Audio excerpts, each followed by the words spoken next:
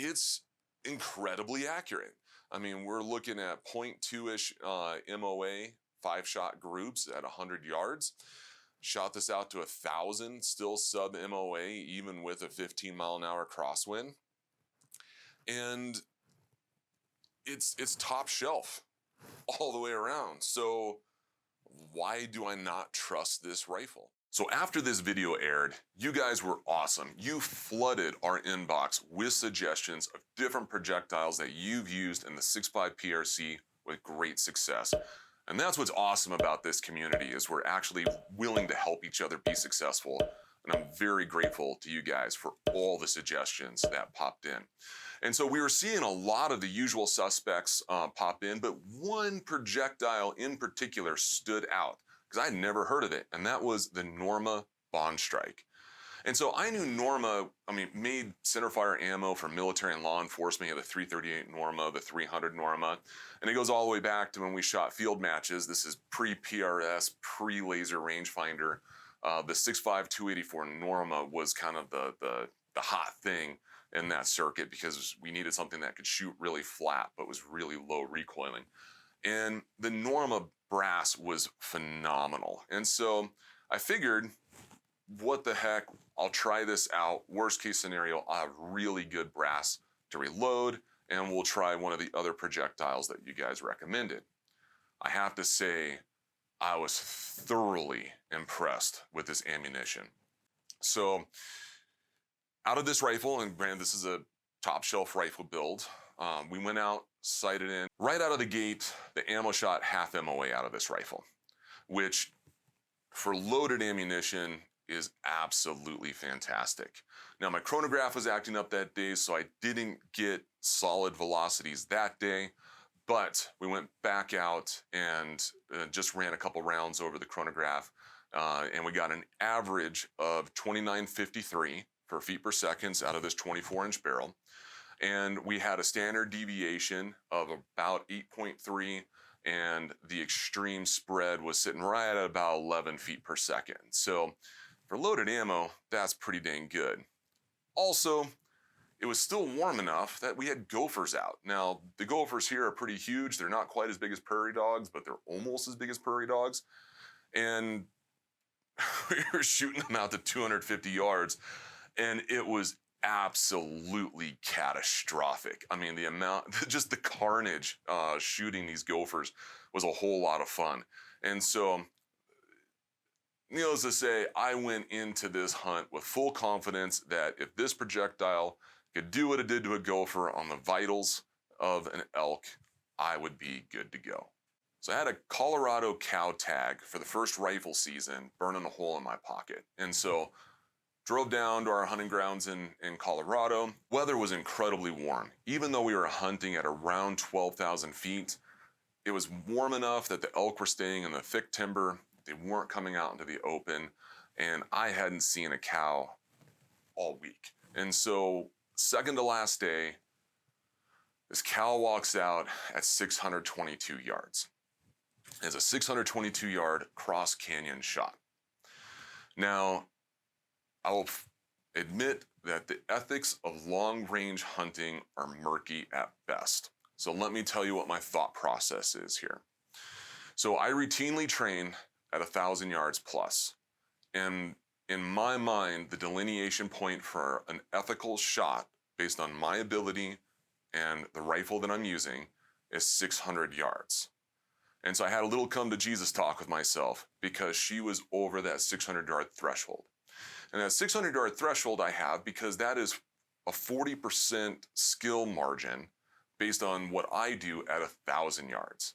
And so I have full confidence that I can hit vitals at 600 yards. I had a half MOA projectile in the rifle.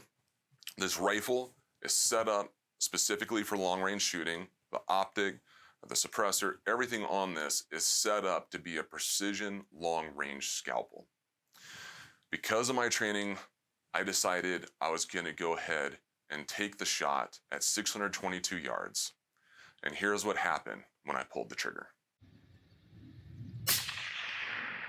Hit. That's one solid hit. That was good. Hit it right in the front shoulder. She's going down. He's down. He's down. He's down. She's down. We're rolling down the hill. Rolling down the hill.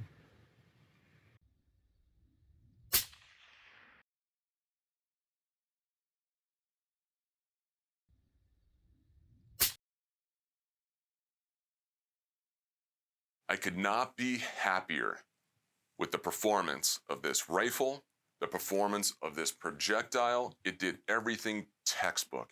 It was a textbook wound channel. The projectile was found in the hide on the opposite shoulder of the elk. And so all of that energy dumped into that animal. And if you look at the entrance wound on the heart, exit wound on the heart, it was just absolutely catastrophic. This is what we want. We want a clean, ethical kill, no matter what the shot is. And this is what I had not had with this rifle using the previous ammunition that was very accurate, but terrible terminal performance. I have to say, I am completely sold on the Norma Bondstrike. I am incredibly grateful to the suggestion and all the other suggestions you guys gave me. This rifle is now the long-range scalpel that I wanted it to be when I built it. And it's been sitting on the shelf collecting dust for the last 5 years. And thanks to you guys, this is gonna be seeing a lot more use in the field. Hey Colin, I got a great idea. I actually have the projectile that we pulled out of that elk. Let's go talk to the pot guys next door, borrow one of their scales, and see if we can't get a retained weight on this projectile. All right, man, I got it right here. So started out at 143 grains. What's your bet? I'm gonna say 120. Oh, 20, that's what I was gonna pick. I'll do 130. I'll do 130. Okay, let's see here. I can't see the number. What is it? 106. 106. Okay, so started out 143 grains, went through an elk, and I know a part of this passed through the elk because we did have an exit wound on her, but this was definitely the core of the bullet. So you said 103? Right now, between 104 and 106. 104, 106. Okay. Now those pot guys need a better scale. I know. So, phenomenal performance.